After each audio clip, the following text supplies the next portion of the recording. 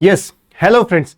आज उस टॉपिक पे हम बात करने वाले हैं जिसकी काफ़ी बच्चों ने मेरे से डिमांड करी थी कि सर आप एसएससी को लेके थोड़ा सा हमें समझाएं कि कैसे एग्जाम की प्रिपरेशन करें, क्या क्या पोस्ट होती है, क्या क्या चीज़ें होती है। सारी चीज़ आज मैं एक ही वीडियो के अंदर लेके आया हूं, तो आप सभी अंत तक जुड़े रहिए और मैं आपको बताऊंगा कि कैसे आप अच्छी जॉब एसएससी के थ्रू पा सकते हैं। तो आज हमारा जो टॉपिक है, आज हमारा टॉपिक सब्जेक्ट के अलावा थोड़ा सा डिफरेंट ये है कि जो एसएससी है, पहली चीज तो एसएससी क्या है, स्टाफ सिलेक्शन कमीशन जो एग्जाम कराता है, एक एग्जाम बॉडी है, ठीक है, जो देश की दूसरी जो सबसे बड़ी बॉडी मैं कह सकता हूं, सबसे बड़ा एग्जाम कौन सा कराता है, यूपीएससी कराता है, यूनियन पब्लिक सर्विस कमीशन, जिसके अंदर group A services, IAS, IPS, IFS जैसी सर्विसेज मिलती है।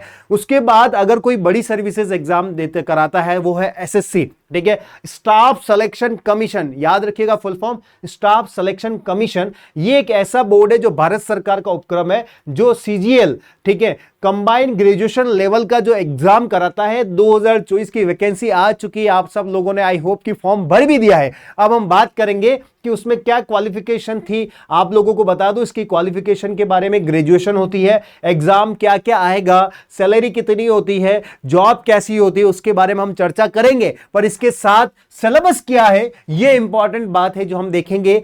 वैकेंसी कैसे, हम वैकेंसी को कैसे, हम कितनी वैकेंसीज है इसके बारे में बात करेंगे। और मोस्ट इंपॉर्टेंट थिंग जो है, how to score in English subject, English subject के अंदर कैसे स्कोर करें, इसकी भी मैं आज आपको बात बताऊंगा। तो आप लोगों की ये वीडियो बहुत खास होने वाला है, तो आप सभी से मैं चाहूंगा कि अंत तक जुड़े रहें। तो ये एक बार ये सारा एसएससी की आज चीजें हैं जो डिस्कस करने वाले। तो हमारा ये रहा पहला, ठीक है, पहला पॉइंट ये रहा, एसएससी की फुल फॉर्म क्या है, स्टाफ सिलेक्शन कमीशन, ठीक है,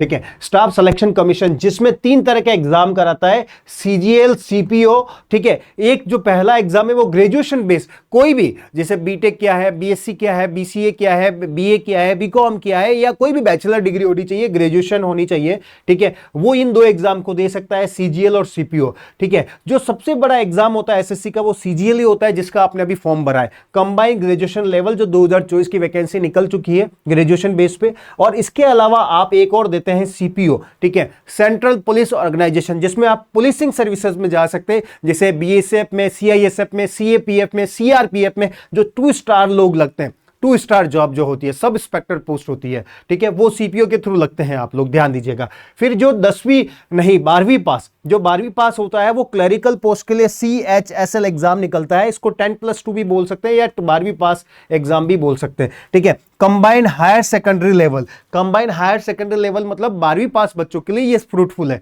तीसरा हम बात करेंगे, तीसरा एग्जाम जो 10वीं पास के लिए होता है एसएससी के थ्रू, वो एसएससी एमटीएस का निकलता है, multitasking services, MTS multitasking services. तो ये 3 तरह के बड़े एग्जाम एसएससी कराता है, पहला ग्रेजुएशन लेवल का, दूसरा 12वीं वाला और तीसरा 10वीं पास वालों के लिए। तो तीनों एग्जाम में आपको फॉर्म भरना है, चाहे कोई सी भी जॉब लगे, एक बार जॉब लगना है। जो बेरोजगार है उसको जॉब प्यारी है, जॉब पहले लगनी चाहिए, ठीक है। तो उसमें सीजीएल, सीपीओ होता है, एक सीएचएसएल होता है और एक एमटीएस एग्जाम होता है, ठीक है। अब हम देखेंगे सर, अब हम देखेंगे इसमें, अब हम देखेंगे कि सर इसमें कि कौन कौन सी पोस्ट होती है, ये सारी चीजें हम देखेंगे। तो सीजीएल और सीपीओ के थ्रू जो पोस्ट है वो मैं आपको थोड़ा सा बता देता हूं, इसमें कौन कौन सी पोस्ट आती है वो हम देख लेंगे एक बार, ठीक है। तो आई होप कि आपको प्रॉपर विजिबल हो गया, ठीक है। अब हम देखेंगे सीजीएल और सीपीओ के थ्रू, जो सीजीएल के थ्रू एग्जाम है, जो भी आपने फॉर्म भरा है, तो ये मेजर पोस्ट ये है, IT inspector, income tax inspector जो होता है वो एसएससी मतलब सीजीएल के थ्रू लगता है। एक्साइज एंड कस्टम इंस्पेक्टर, जो इंस्पेक्टर 3 स्टार जॉब होती है, 3 स्टार जॉब जो होती है वो ये है। फिर सीबीआई के अंदर भी आप अच्छी पोस्ट पे जा सकते हो, central bureau of investigation, NIA में अच्छी जा सकते हो, एनफोर्समेंट डायरेक्टर, प्रवर्तन निदेशालय, ये इसमें जाना बहुत मुश्किल होता है और आजकल चर्चा में भी है। ईडी, ठीक है, तो ईडी जहां करोड़ों रुपए का गबन होता है, मनी लॉन्ड्रिंग होती है, वहां पे ईडी अपने एक्शन लेती है, ईडी अपना एक्शन करती है, छापा मारती है। फिर असिस्टेंट सेक्शन ऑफिसर, एएसओ जो पोस्ट होती है वो लगभग सभी मिनिस्ट्री में निकलती है, डिफेंस मिनिस्ट्री हो गया एंड ऑल, सभी मिनिस्ट्री में एएसओ पोस्ट निकलती है। और इसके अलावा एक बहुत अच्छी पोस्ट है एग्जामिनर, ठीक है, एग्जामिन करने का काम होता है, हर डिपार्टमेंट में ये लगते हैं, ठीक है, और बहुत अच्छी पोस्ट होती है एग्जामिनर, इसमें बहुत ज्यादा अच्छी सैलरी भी होती है। तो IT inspector, excise inspector, CBI, CBI, NIA, ED, ASO, ये सारी पोस्ट है जो हमें मिलती है। पर इंपॉर्टेंट है कि ये पोस्ट को पाने के लिए आपको पढ़ना पड़ेगा, वो स्ट्रेटेजी पे भी आएंगे हम, ठीक है। तो अब इसके अलावा जो ये तो मैंने बताया आपको सीजीएल और सीजीएल के थ्रू मिलती है। पुलिसिंग के लिए 2 स्टार जॉब मिलती है, सीआईएसएफ, सीपीओ एग्जाम होता है जिसमें फिजिकल भी होता है। यहां फिजिकल नहीं होता है, यहां पे आपका फिजिकल टेस्ट भी होता है, ठीक है। सीपीओ एग्जाम के लिए आपको फिजिकल फिटनेस भी आपका फिट होना चाहिए, तभी तो आपको वर्दी 2 स्टार जॉब मिलेगी। कहां पे? बीएसएफ, सीआईएसएफ, सीएपीएफ में, ठीक है। तो आप एक पुलिस ऑर्गेनाइजेशन में जो सेंट्रल की सर्विसेज है उसमें आप जाते हो। इसके अलावा सीएचएसएल, ठीक है। इसके बाद क्या होता है? सीएचएसएल, इसमें सारी क्लरिकल जॉब होती है, ठीक है। जो क्लरिकल पोस्ट पे जो होती है सीएचएसएल के थ्रू 12वीं पास लोगों के लिए ये वाली वैकेंसी होती है। तीसरा हम पढ़ते हैं 10वीं पास। 10वीं पास के लिए एमटीएस होती है। जितने भी ऑफिस में ऑफिस असिस्टेंट पोस्ट होती है, ठीक है। ऑफिस असिस्टेंट हम यूं नहीं कहेंगे चपड़ासी झाड़ू पोछा नहीं करना होता है इसका काम, ठीक है। ऑफिस में फाइलों को इधर उधर मैनेज करना, इस डिपार्टमेंट से इस फ्लोर से उस फ्लोर पे ले जाना, इस अधिकारी से इस अधिकारी तक फाइल को ट्रांसफर करने का काम होता है। और छोटा मोटा जो भी होता है वो सारा ये ऑफिस असिस्टेंट देखता है। एमटीएस पोस्ट होती है, ठीक है। पर वास्तव में इस पोस्ट का नाम ऑफिस असिस्टेंट है, पर इसको चेंज करके एमटीएस कर दिया है। सीएचएसएल में सारी क्लरिकल जॉब, जितनी भी डेटा एंट्री की जॉब्स होती है वो सारी ये होती है सीएचएसएल के थ्रू, और बाकी इंस्पेक्टर पोस्ट वो है। तो आप लोगों के लिए इंपॉर्टेंट है कि इन सब का एक और चीज बता देता हूं, सबसे इंपॉर्टेंट, इन सब का सिलेबस का जो टाइप है वो कॉमन सिलेबस है। लगभग सभी में क्या है? कॉमन सिलेबस है। तो अगर आप सीजीएल की तैयारी करेंगे ढंग से तो आप सीएचएसएल और 10+2 ये एग्जाम तो आपका इजीली निकल जाता है। अगर सीजीएल में अगर आप तैयारी कर रहे हैं, सीजीएल के 2 टायर होते हैं, टायर 1 और टायर 2। एक पेपर टायर होगा, उसकी आपको कट ऑफ क्लियर करनी पड़ेगी, फिर सेकेंड एग्जाम देना पड़ेगा टायर 2, फिर और भी फर्दर प्रोसेसेस होते हैं। तो ये 2 मेजर एग्जाम है, टायर 1 और टायर 2। इनको आपको पास करना सबसे पहला आपका काम है, पहली ड्यूटी है आपको टायर 1 क्लियर करना। टायर 1 की एक कट ऑफ होती है, ठीक है, उसके अकॉर्डिंग आपको टायर 2 क्लियर करना है। टायर 2 के बाद आपके और एग्जाम होंगे। अगर आप सीजीएल और सीपीओ एग्जाम की तैयारी कर रहे हैं और तो मैं आपको कह सकता हूं सीएचएसएल और एमटीएस की वैकेंसी की तैयारी आपकी वैसी हो जाएगी, ठीक है। पहली चीज हमने ये देखा है। तो अब उसके बाद हम बात करेंगे कि सर सिलेबस क्या है, मेजरली सिलेबस क्या आता है, ठीक है, वो हम बात करेंगे। सबसे इंपॉर्टेंट जो हमारा सब्जेक्ट है इंग्लिश, बच्चों को डर लगता है इंग्लिश से, और इंग्लिश एसएससी में बहुत बड़ा रोल रखती है, ठीक है। अगर आपकी इंग्लिश अच्छी है तो 101% आप कितने ही लाखों बच्चों को पीछे छोड़ चुके हो, ठीक है। आपका कंपटीशन 50% हो गया है, क्योंकि इंग्लिश 50% बच्चों की वीक होती है। तो अगर आपका इंग्लिश अच्छा है, इंग्लिश में आपकी कमांड अच्छी है, कैसे एरर सॉल्व करते हैं, कैसे पैसेज रीडिंग करते हैं, कैसे सर प्रॉब्लम को सॉल्व करते हैं, कैसे फिलर्स भरते हैं, क्या वर्ब होती है, क्या नाउन होता है, कैसे एरर आती है, कैसे हमको ऑप्शन सेलेक्ट करने होते हैं, ये सारी चीजें आपको यहां पे अगर आती है तो आपका इंग्लिश सेक्शन अच्छा है तो आप 50% पीपल 50% भीड़ को आप हटा दोगे, ठीक है। फिर हम बात करेंगे एप्टीट्यूड, जो मैथ्स होता है, इसमें 2 तरह के होता है, बेसिक भी होता है, एडवांस भी होता है। बेसिक में हमारी अर्थमेटिक आ जाती है, जिसमें परसेंटेज, प्रॉफिट लॉस, ये सारे चैप्टर्स आते हैं, और एडवांस में आता है ट्रिग्नोमेट्री, साइन, कोस और जियोमेट्री वगैरह। जियोमेट्री भी इसमें आ जाती है एडवांस मैथ्स में। तो मैथ्स तो मेजर रोल है ही है, ठीक है। मैथ्स हम मानते हैं कि लगभग स्टूडेंट का सही हो जाता है क्योंकि प्रैक्टिस के बाद, पर इंग्लिश में कमांड करना एक बच्चों में डर रहता है, फियर रहता है कि कैसे हम कमांड करें। तो अगर इंग्लिश अच्छा है तो आपका फिर उसके बाद मैथ्स को अच्छा करना है, फिर उसके बाद रीजनिंग।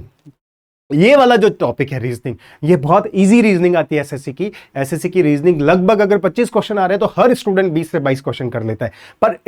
पर मेजर क्या है कि टाइम का, कि आप घर पे बैठ के अगर 1 घंटा दे तो मुझे पता है कि आप 25 के 25 कर लोगे, पर इंपॉर्टेंट है कि आपको कम समय में ज्यादा क्वेश्चन करने हैं, तो उसके लिए आपको प्रैक्टिस मांगता है रीजनिंग, ठीक है। रीजनिंग की आपको प्रैक्टिस करनी है, दबा के प्रैक्टिस करनी है, जम के लग के। फिर हम बात करेंगे जीके। जीके में कोई विशेष नहीं, जनरल अवेयरनेस आती है, ठीक है। अगर आपका स्टैटिक है तो आप एक क्या करें, करंट अफेयर्स पढ़ते रहें, ठीक है, और वो भी इंग्लिश में पढ़े। मैं आपको सजेस्ट करूंगा, करंट अफेयर है या कोई ऐसा आर्टिकल सुनते हैं या रीडिंग करते हैं द हिंदू न्यूज़पेपर से, तो आप इंग्लिश में पढ़े।